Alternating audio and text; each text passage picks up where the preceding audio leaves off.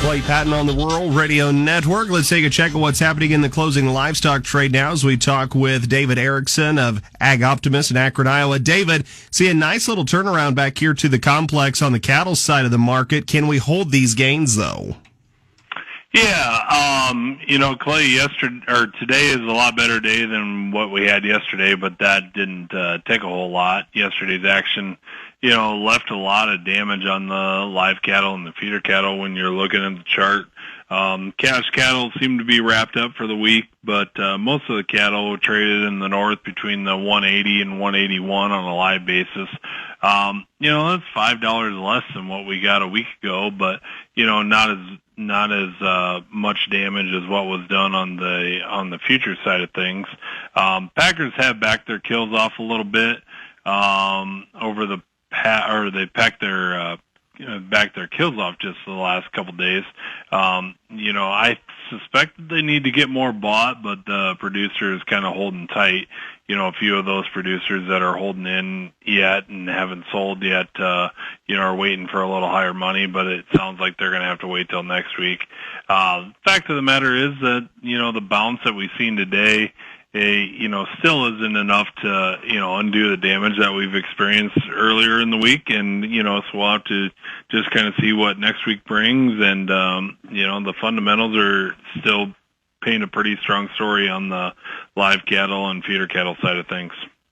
That again is David Ericson with Ag Optimus in Akron, Iowa. If you'd like to work with Dave, you can always visit their website. That's agoptimus.com or call 1-800-944-8650. Do remember, trading futures and options involve risk of loss, may not be suitable for all investors. Do consider these risks before investing.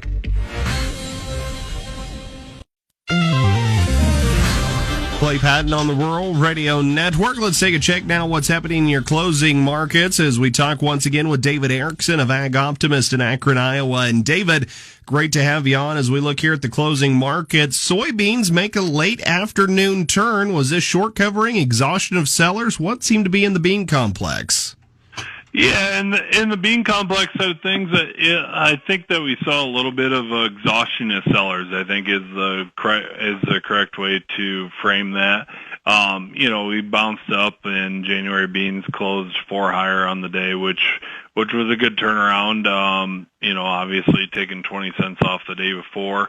Not a whole lot of the loss gotten back yet, but I think we were a little bit due for a correction, and, whether we needed the WASDE report to tell us that we were going to have just slightly more production than what we were expecting a month ago, or, what we needed. The fact of the matter still remains in the bean complex that we are in an uptrend, and, probably another 10-cent break would probably be warranted, but I still think need to be bought. A lot of guys that call in and, kind of wondering about what to do with their beans.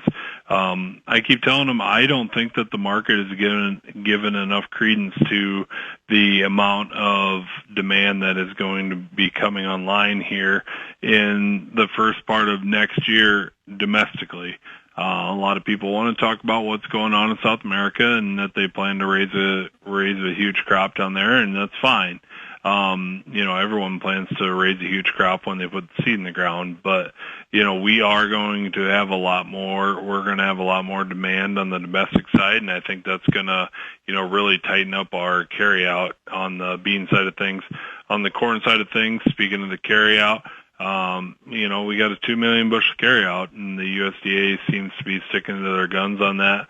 Unfortunately from the producer, I don't think that there's a whole lot of upside. I think there is some upside, but not a whole lot of upside in the corn futures. I think it's all going to be a basis play as long as these ethanol markets are making money. They're going to have demand for the corn, and the producers got pretty strong hands given the past couple of years that they've experienced. So yeah, we'll just have to see where those go, but I think that there will be some buying opportunity in both markets here. And that again is David Ericson with Ag Optimist in Akron, Iowa. You can always learn more when you give him a call or check it out at agoptimist.com. Do remember, trading futures and options involve risk of loss, may not be suitable for all investors. Consider these risks before investing.